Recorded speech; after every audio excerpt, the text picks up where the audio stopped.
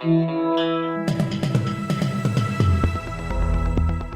listening to Errol Parker and Clancy Overall, editors of the Batuta Advocate on Desert Rock FM. Welcome back to the Batuta Advocate radio show, recording live in the Diamantina Shire. You've got myself, editor Clancy Overall, and of course, this week I'm joined by Wendell Hussey, the eternal cadet turned lifestyle editor, sometimes sports editor. How you been, mate? Yeah, I've been good. Thanks, Clancy. Getting back into it for the year, as you said. Eternal cadet.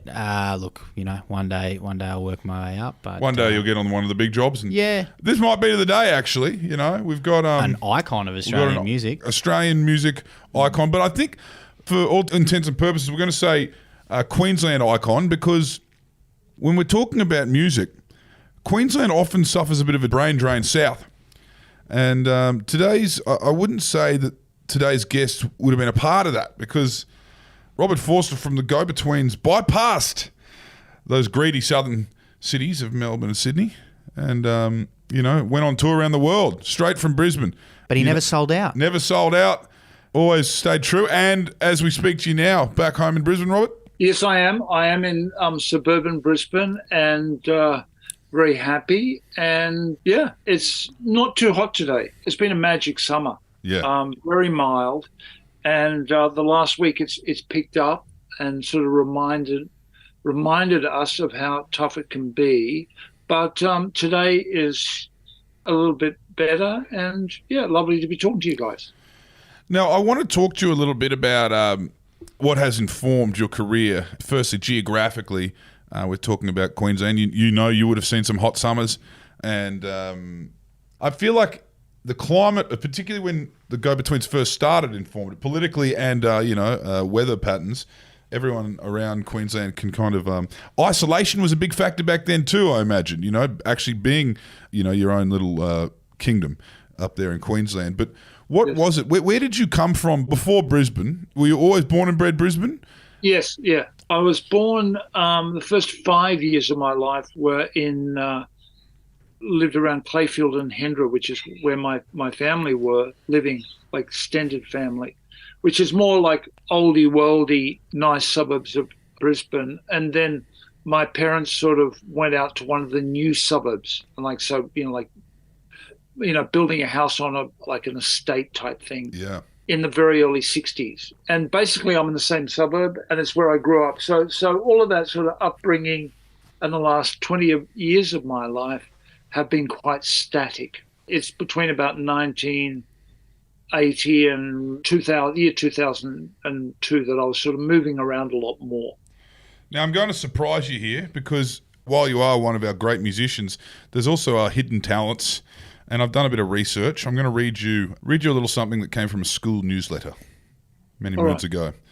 Robert Forster is another bowler of great promise. He claimed 3 wickets, but this was due more to a lack of opportunity than anything else. His perseverance and ability should be duly rewarded in the future, in spite of the inhibiting factors which confront all spin bowlers in the competitive style of the schoolboy one-day matches.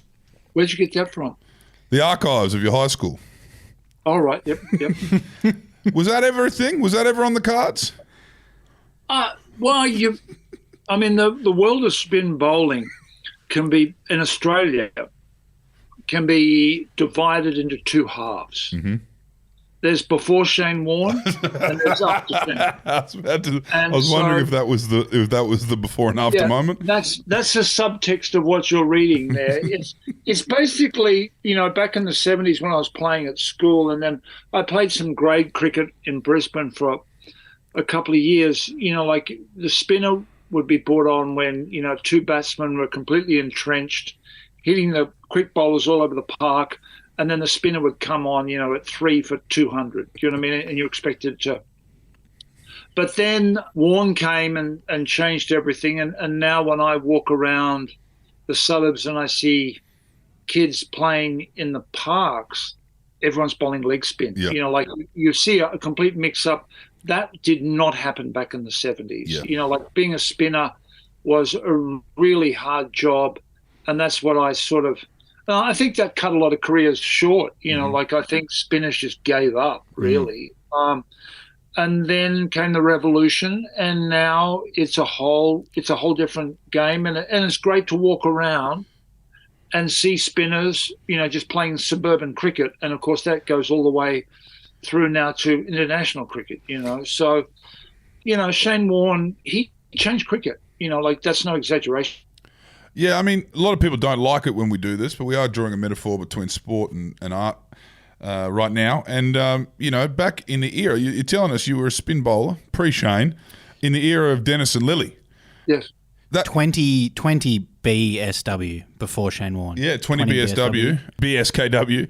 And so there is a metaphor into your music as well at the time, because Brisbane had a sound and you guys were doing something different.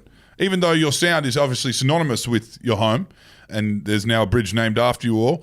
Tell us what that was like. What was the climate like when you guys first started packing up the car, bumping in, bumping out? When we started to do that, it was, punk rock came along and changed a lot. And this would be the same for bands like the Triffids in Western Australia, or bands in Sydney and Melbourne to an extent.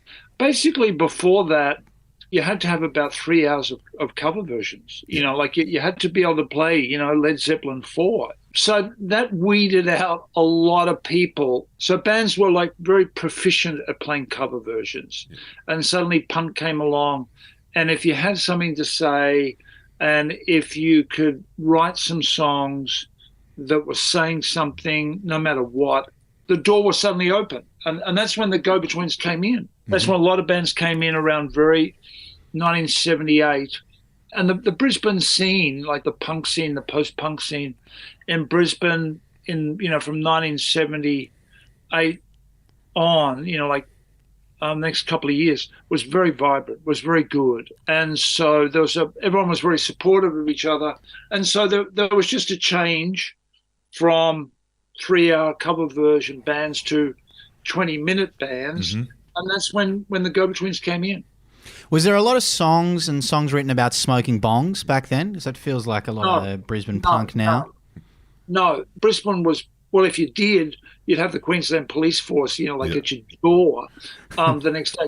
Because of the police state, and the corruption of the Queensland Jelke Peterson government, they sort of, were very much against the punk scene and were, very visible. And it was a very, very, no one was writing about that because a lot of people were writing political stuff, there was political punk bands. Yep. And really the police were so omnipresent that you wouldn't want to write it. It was it's hard to get your head around what it was like. Everyone that didn't have a straight job and out in the suburbs, there was a sense of paranoia in the streets, especially with any subcultural or any artistic endeavour that was taking place in Brisbane. People were freaked out by the cops who could really just turn up and do anything they wanted. Well, we've met Kev Carmody over the years, and Kev says there was a time where he didn't even keep a phone in the house. I want to kind of ask you about that.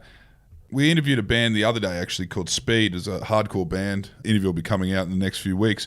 They're a hardcore band from Sydney. They said the appeal to them as a young Asian kids starting a band like that was the subculture they found themselves in. They're at these gigs and they felt that danger that you get in a mosh pit of a hardcore show. And I know that hip-hop is a similar thing, going to these shows and it's gangster and it's this and that. And people, there's an appeal in the danger. Was there a sense of danger in those rooms, of those political and just punk shows in Brisbane at the time? Was there a feeling that the cops could bust down the door at any minute? Yeah, there definitely was, and it happened at shows I were at, but also from the audience. The Brisbane scene had definitely, in the very early, 1978, there was definitely a violent edge to it, which had basically come from the violent edge that was in, around the sort of Sex Pistols in London. That was in Brisbane too. There was a lot of threat, but I never felt it. I mean, obviously, from other bands, but there was very much a working class Brisbane contingent that were in punk that were, it was always a menace and a sense of aggression. We never had any problems, and it never really flared up. but it wasn't for show. Like there was punk bands and people in punk bands that it was very real to them, and that sense of menace and suppressed violence was very much there. But, like that was, like amidst, like almost friends at shows, completely separated from what the police could do and their intentions. It was almost like it came with the scene and the music, just that sort of sense of violence. It was probably, the same in Sydney to an extent, or anywhere in that 1977-78 time. And the cops were obviously a whole other thing, and that's what you really had to worry about. How did you feel with those kind of bands and those kind of audiences as your contemporaries? I'm sure you're on a lot of lineups, and you guys weren't really singing about kicking heads in. No, but they sort of respected what we were doing, and they could see that we were real in how we were, and it all sort of worked out. It freaked me out to an extent because I never really been around, like I wasn't a seasoned rock show goer before I rock gig, because I didn't want to go and see cover version bands so much. So it was sort of an initiation to me to be at gigs anyway when the go-between started. But with the other bands, I mean, they probably thought that we were pretentious, like university arty people, but they could see that we were real and we were who we are, which I think counted for something. So you're saying the kind of education, I mean, very, you'd met at university, which is kind of a different story for a lot of people, but they could see that it wasn't from a position of privilege, it was from a position of passion. Yeah. I mean, our music was very simple, like it was very straightforward, like it sort of came from the first Ramones album and the first Jonathan Richman and the Modern Lovers album. Like we had sort of, our first couple of years were quite, although we weren't playing quick 60 pop music, our music was quite garage. And, like we liked the Velvet Underground a lot. And so a lot of the harder edge punk bands really loved the Velvets as well. So we had things in common, like it wasn't like it was some sort of prog band. I mean, we wouldn't be there anyway, but there was a musical appreciation and an understanding. And also the other thing was there was like 300 or 400 people in the scene. So everyone had to sort of make room for each other anyway. Like there couldn't be civil war or something like that, because what's the point? Like we had so much around us against us, and, the cultural climate in Brisbane in the late 70s, I think everyone just sort of realised that we're all in this together. A mutual respect. Yeah, totally. Now, you guys and yourself, you had a huge audience, widespread, all around Australia or all around the world as well, America, Europe, all that sort of stuff. But it never seemed like commercial success was something that you guys were after. That wasn't the main goal and the main aim. Was that something that you guys actively spoke about, or was it just the commitment to the art that you mentioned, that was you guys were trying to make music and you wanted to make the music you wanted, and it kind of didn't matter if it was a commercial success or not? It was a struggle, especially in the 80s, because there were people could see commercial aspects in our music, and we love pop music as well. So it was a bit confusing for record companies in the industry. It was like, well, are you a pop band or are you not a pop band? Like, are you an underground band or are you a mainstream band? That was sort of unclear. There was 2 singer-songwriters in the band. Who's the lead singer? Who's the thing that we can focus everything on? So we sort of presented a number of problems to the music industry in a way. And so these sort of pressures came on us. But overall, like I thought, and this is an old-fashioned definition, but I always thought of us as more of an album band. And an album was a place where you could do a lot more than what you wanted to be, as opposed to, just trying to sort of make one hit single after another. And like we were very dedicated to making great albums. There's no two ways about that. But in the 80s, that was hard. There was a lot of commercial pressure as well. Yeah, fair. And I heard there might have been something to do with a red dress in terms of commercial opportunities over in America. Yeah, no, the myth starts to come in. There's no red dress. So there was a dress. I was wearing a dress at certain shows, and I did in LA, which didn't go down well with the American record company. But, and at the time, that was just part of the whole, we're a very interesting band and we're a very different band. And that was just one thing of, not that this is directly, connected to the dress, but like there were, in the Go Twins, there was 2 women in the band. Yeah. And so we'd play festivals and that we'd be on with, 40 other bands where it was all guys. Yeah. And like suddenly we're there with with 2 women in our, like we looked different and we presented different anyway, and the dress included. It was the whole package of what we threw up there and were presenting in the late 80s. 30 years ahead of Harry Styles, mate. Yeah. He got a front page on Vogue for that. Look, I know that. I know. Well, it was only about 5 years, Kurt Cobain was doing it. Evan Dando, there was a rush on it also in the early mid-90s as well. Blaze a trail for Shane Warne, Harry Styles. Mate, I'm sure they were doing it Brisbane Broncos Mad Mondays as well. So I don't know. It's not often that I'm ahead of my time, but that's probably an example. So when did you realise that you tapped into something? You can talk about commercial success, but you can also talk about a level of, cultural capital that results in you having a major form of, Queensland infrastructure named after you, That speaks volumes. And the go-between bridge, everyone knows it. Everyone knows what it's named after. Yes. When did you realise that you were going to be one of those bands? I mean, maybe the bridge wasn't on the horizon as far as you could see. No, it wasn't. It was never on the horizon, but it just appeared. But it's a gradual process, and so gradual that you almost don't even notice it happening, but it is happening. And so I don't know. It's a gradual realization. That was obviously a big moment, but there aren't all that many moments like that where you suddenly realize the stature of your band is growing or changing. Yeah, it just happened over time. There wasn't one gig where you were like, whoa, okay.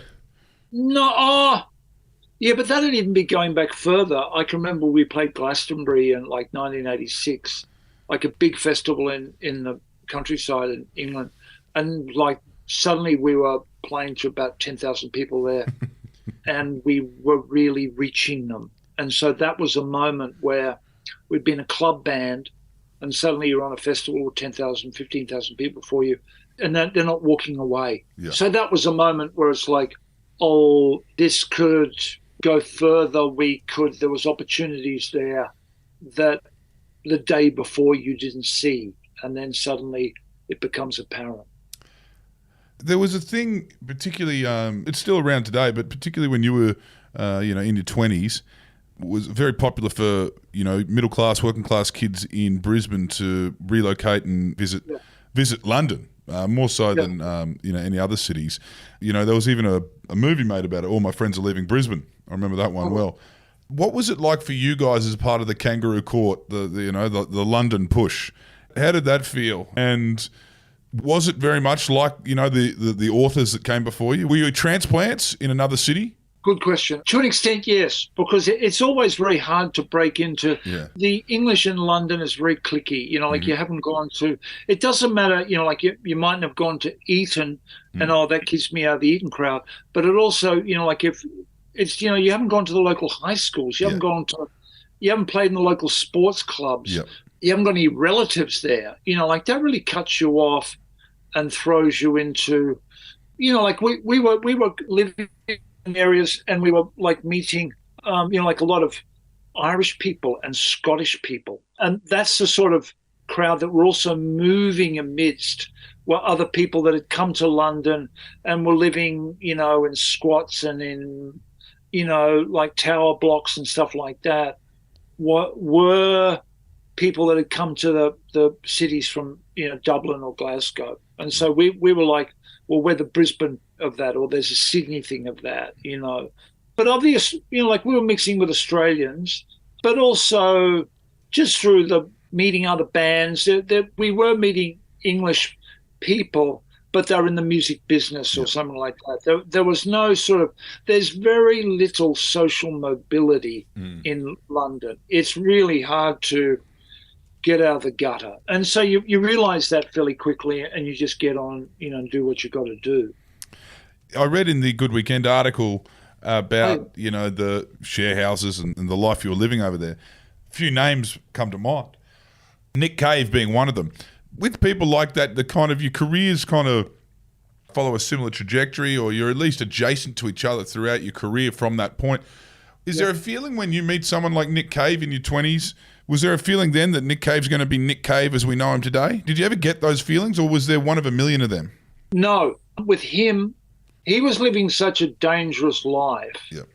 And we're all living, dangerous lives, but him in particular, and, some people, that no one was really looking much beyond the next week or two and trying to find money to get by. I was never thinking anyone that I was around was really thinking much beyond that. It was very immediate in London because it was driven by lack of money. So everyone was just like on that poverty level. Mm-hmm. And also, particularly with Nick, to be truthful, I didn't know if he was going to make 30, so I couldn't really think of him anyway beyond that. I mean, he was charismatic and talented, but then so was, Roland Howard, Mick Harvey, David McComb, Grant. There was a lot of people I knew that were very talented and writing great songs.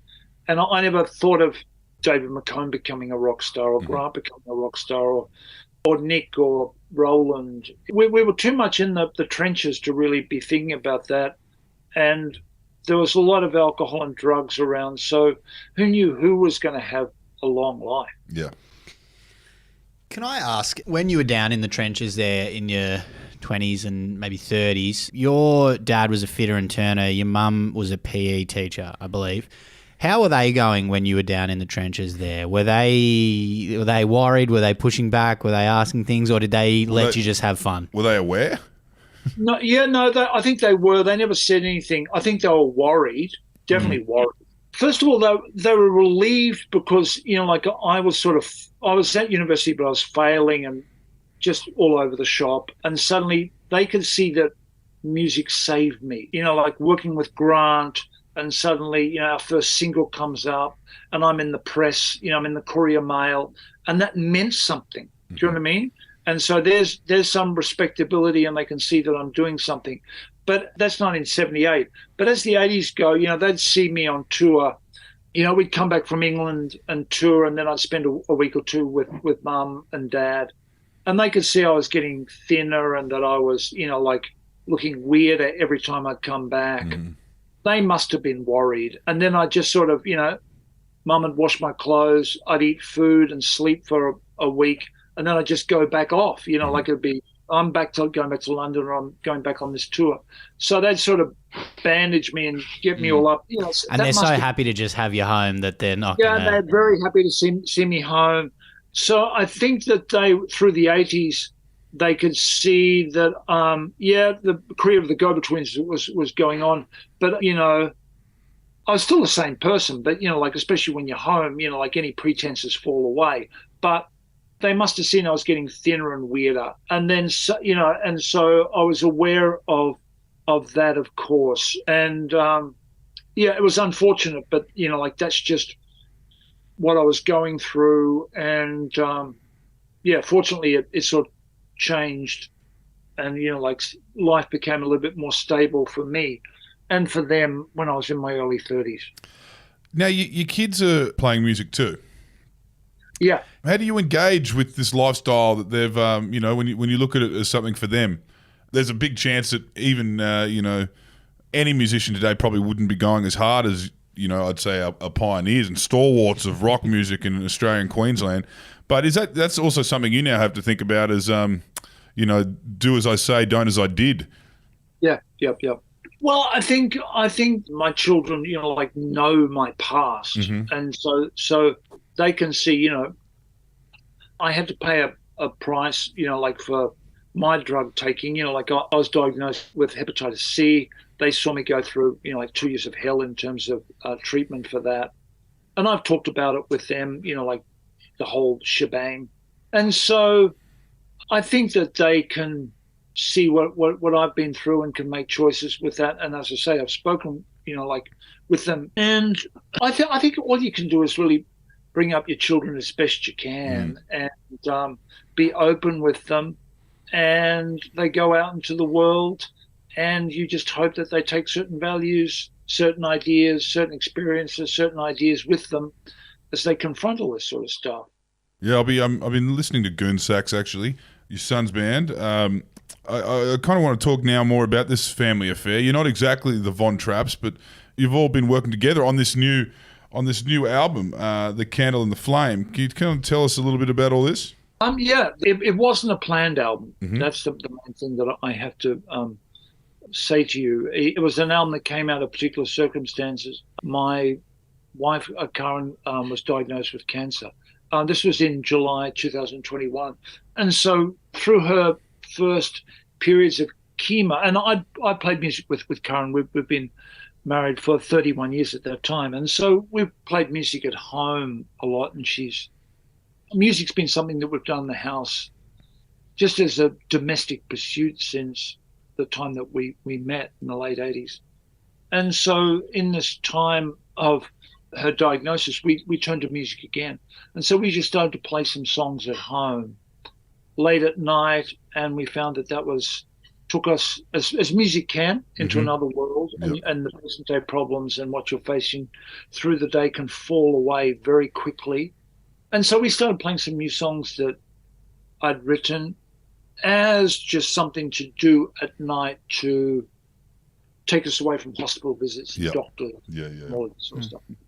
And so that grew into, through a number of steps and stages, into us recording sporadically some songs together with friends and family and making an album over about 6 months, a day here in the studio, a day there, recorded mostly live, and that's how we made The Candle and the Flame. It's exciting. Like, I know for a fact you're doing this interview with us just because you're a big fan of Batuta Advocate and you felt like coming on, but you are in some capacity doing a bit of a press junket right now. How does it feel to be getting all those muscles moving again, coming out of a pandemic especially? Well, no, that's a very good point. Like the muscles are moving, and there's a sense of excitement about doing this again, It's completely different, though, because the record is unlike anything I've done before. And so it's always exciting when you put out a new record, but this is like something else. And yeah, like for the last 3 years, it feels like with COVID, with Karen's diagnosis, we've been in something of a tunnel and suddenly coming out. I'm enjoying it. So's Karen a great deal, like watching the reaction the record's getting and how people are responding to the 2 videos we've made and how people are responding to the story. And, doing the big story with Lek Blaine, who did an incredible job writing that story up and interviewing people. So there's a sense of excitement, and I am the busiest person in show business at the moment. There's no one working harder. I got to tell you guys that right now. Try and find someone, but I'm happy that there's interest there, and I'm always happy to talk to the Advocate. Oh, thanks, mate. And you're out of the tunnel and onto the motorway. You're off on tour as well in a couple of months? 5 or 6 weeks. I'm doing a short, like in the UK and Ireland and Germany, and one show in Vienna, like a really packed 3 weeks because I can't be away too long. Yep. And I'm doing a tour over there and then playing in Australia all over in May. You as a musician and as a band member, your band always had the ability to, for whoever listened to it, would feel like they were hearing a new band for the first time. And I said this, there's a few bands that can do that. Right. Your band, you reunited in the early 2000s, somewhat almost 30 years after you'd formed. And that wasn't a reunion based on like a charity show. That was back in to make music that was, a sound of now and a sound of you guys at the time. And you're feeling that right now, that this is the music that you make at this time in your life and in somewhat of a discography. This is going to, people would be able to know when this came? Yes, I think they would. I think the last 3 albums that I've made have a continuity and are part of one thing. Although this one sounds different, the songs are based on how I've been writing and working over the last 10 years. I think, through a career, like a couple of years or even 10 years, you can tell that's one period. And I know as a writer, suddenly I can write one or two songs and I go, oh, this is the start of something new. I've made some breakthroughs here that I didn't even see. And suddenly you're writing material that is like, oh, this is the next stage. And then, I'm also like, when I started to write for the Monthly and I suddenly got hired as a music journalist, it was like, oh, this is something new that's come along. And I guess if you have a career or you're doing it over decades, then these new developments, these periods that you move from one to the other will become apparent. And I'm glad that I keep on moving on. You've got to keep nourishing yourself and be open to new ideas and while believing in yourself. But things just mutate as well. Mm-hmm. I think that's what it is, mutation. So, songs that I wrote in the late 70s have mutated into what I'm doing now naturally, but also just being open to new ideas helps. Well, we're looking forward to it. And we've very honoured to have you on today. As I said before, an icon of Australian arts and Australian music, one of Queensland's favourites. Finest. Queensland's finest. Queensland's finest. I appreciate that. I just want to ask, just before we go, as in your capacity as a music journalist and somewhat of an observer, of the young kids coming to the ranks now, is there anything you like, and is there anything that you're surprised that you're across, or something that you listen to again? Oh, a variety. I haven't been listening to much music over the last couple of years because I've been writing. But look, I like the Chats. Yep. Do you know the Chats? Yeah, good Sunshine Coast boys, yeah. And, I like their cheeky charm. Mm-hmm. I think that, they're in a genre of music that's been, well established, but they bring something new to it. And I just like the idea of them being in a shed in Sunshine Coast, three of them making music is like a fantastic image to me, like a romantic image to me. And I like that. That's something I can relate to. And I like them. I like Aldous Harding from New Zealand. She's a great singer-songwriter too. Yeah. Mate of mine's got her name tattooed on him. He loves it that much. Wow. Another mate of mine has Spring Hill Fair tattooed on him too. And I was actually not aware because I wasn't cutting around Brisbane at this time. But just before we go, what was the Spring Hill Fair like? Everyone talks about it like it was, some sort of Notting Hill carnival. A little bit. Look, I think the Spring Hill Fair, is fondly remembered because there was so little of that sort of thing happening. Mm-hmm. Now you can go to 3 Spring Hill Fairs every weekend. Mm-hmm. Everyone's doing it and has been doing it for a long time. I think that's why. It was good in its day. I only went once, I think, and I liked it. But I think the reason it was so unusual and so forward-looking to do a street festival in Brisbane in the 80s was revolutionary. Mm. But that was Grant's idea. Like he just sort of came up with that an album title, and we all liked it. And I'm glad we put that to a hometown thing like that to an album. It was good. It was really, really nice, and Spring Hill's a lovely, area close to the city, very pretty, very nice. Mm. And so it was a good idea ahead of its time. Well, it's 2023. There's a new Robert Forster album out now, and I'm making it official. I'm putting the call out here on this podcast today. Bring back the Spring Hill Fair. I mean, we always have fun at the Caxton Seafood Beer and Rum Festival, but I'd love to see the Spring Hill Fair to come back to coincide with this new album and this tour. Look, put that to the Brisbane City Council. We'll put the pressure on them. Thank you for joining us today, Robert. It's a hell of a yarn and a hell of a story, and we look forward to seeing the next chapter. The Candle and the Flame out now. Okay, wonderful talking to you guys, and I always enjoy talking to the Advocate. Thank you. We'll catch you again for the next album. Okay, I'll be there. Speak soon.